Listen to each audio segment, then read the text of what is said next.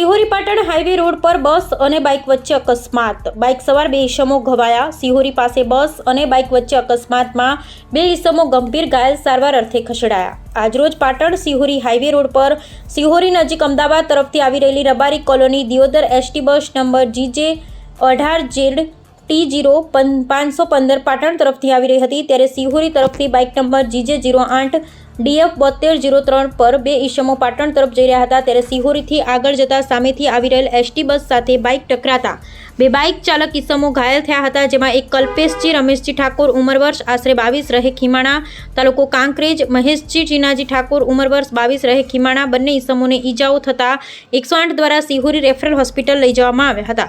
સારવાર દરમિયાન વધુ સારવાર અર્થે રાધારપુર ખાતે ખસેડવામાં આવ્યા હતા। અકસ્માત થતા લોકોના ટોળા એકઠા થઈ ગયા હતા।